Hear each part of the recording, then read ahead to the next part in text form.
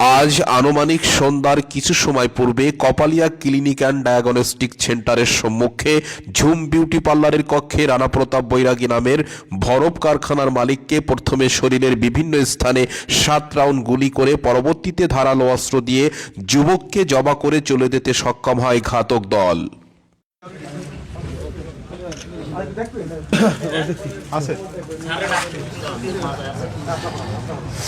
স্থানীয় সূত্রে জানা যায়, রানা প্রতাপ বৈরাগী পিতা তুষারকান্তি বৈরাগী সাং আড়ুয়া থানা কেশবপুর যশোরকে দীর্ঘদিন ধরে স্থানীয় সন্ত্রাসীরা হুমকি ধামকি দিয়ে আসছিল।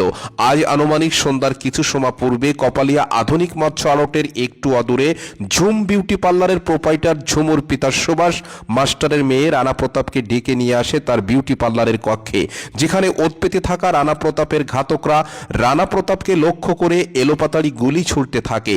প্রথমে রানা প্রতাপের কান বরাবর একটি গুলি করলে রানা প্রতাপ মাটিতে লুটিয়ে পড়ে।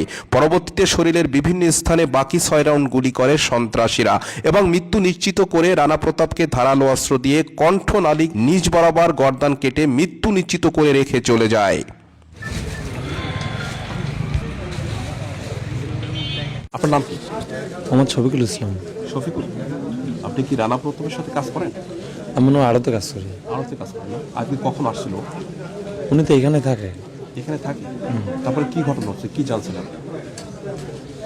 এখান থেকে কারো 2 জন লোক ডেকে এনে এখানে নিয়ে আসছে, আনার পরে কি দেখি হয়েছে তাই দেখতে পাচ্ছেন তো। কি শুনলেন? কি শুনলেন? ওখানে একটা মিটিং করতেছিল, মিটিংয়ের পরে এইখানে ডেকে এনে তাই মেরে দিচ্ছে। মানে সংখ্যায় কতজন থাকতে পারে, কেমন শুনেছেন?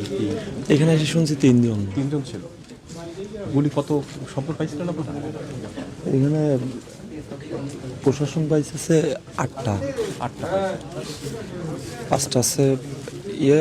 আচ্ছা, এই যে বিউটি পার্লার সাথে কি সম্পর্ক থাকতে পারে? ইনার বাড়ি হচ্ছে আমাদের এখানে। মহিলার বাড়ি? হ্যাঁ। মহিলার নাম কি? ঝুমুর। বাপের নাম? সুভাষ মাস্টার। সুভাষ মাস্টার। মহিলার সঙ্গে কি রানা প্রতাপের এমনি একসঙ্গে পড়াশোনা করতো। একসঙ্গে পড়াশোনা করতো? বান্ধবী?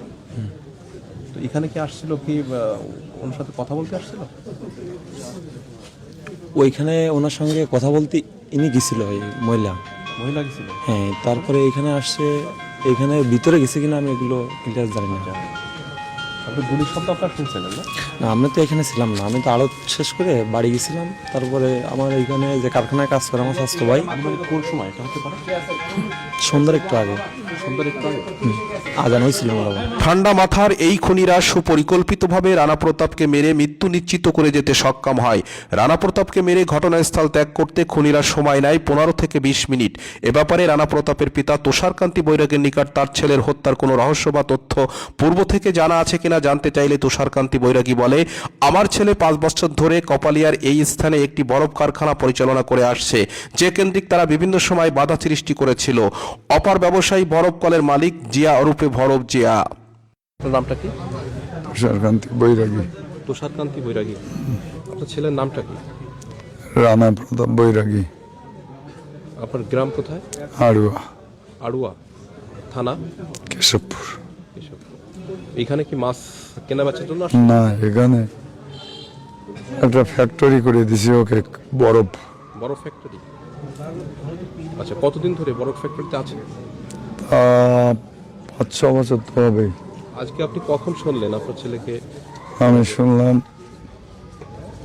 এই সন্ধ্যার একটু আগে। আপনার ছেলে কি কখনো বলছে যে কোনো শত্রুতা আছে কিনা, ব্যবসায়িক কোনো ঝামেলা আছে কিনা? কখন বলছে যে বাবা এই ধরনের সমস্যা আমার হচ্ছে, ফিল হচ্ছে, এরকম কিছু জানতে পারছেন আপনি? আপনার ছেলে কখনো আপনাকে বলছে কিনা যে ব্যবসা করতে এসে সমস্যা হচ্ছে, ব্যবসা কেন্দ্রিক কোনো ঝামেলা আছে? আছে, একটা ফ্যাক্টরি আছে। আর একটা আচ্ছা, পার্টনার আছে?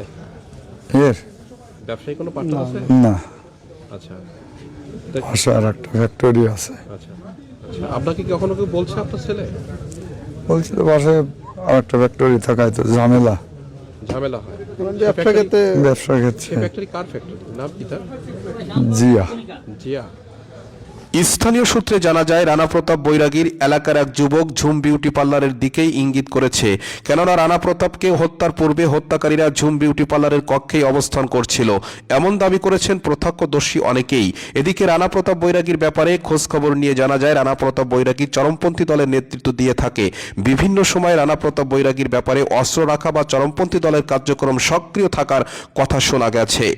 রানা প্রতাপ বৈরাগীর মৃত্যুতে রানা প্রতাপ বৈরাগীর পিতা, মাতা, স্ত্রী, সন্তান, স্বজনরা আত্মচিৎকার আহাজারি করছে।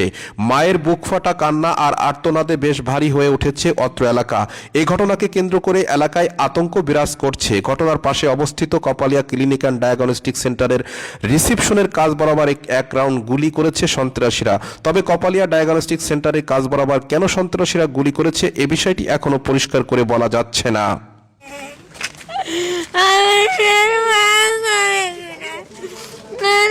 গোপন সংবাদের ভিত্তিতে কিছু তথ্য উঠে এসেছে সংবাদকর্মীদের অনুসন্ধানে।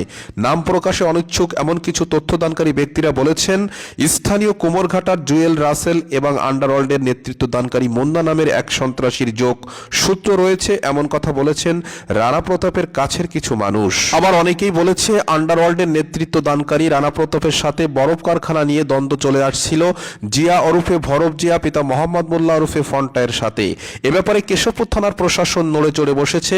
রানা প্রতাপের হত্যার ঘটনাস্থলে যশোর র্যাব ক্যাম্পের চৌকাশ টিম সহ সিআইডি ও বিভিন্ন সংস্থার উপস্থিতি লক্ষ্য করা গেছে। রিপোর্টটি প্রকাশকাল মুহূর্ত পর্যন্ত রানা প্রতাপের আপন কেউ বাদী হয়ে কেশবপুর থানাতে মামলা করার কোনো তথ্য পাওয়া যায় নাই। নিউজ ডেস্ক, সংলাপ 24, কেশবপুর, যশোর।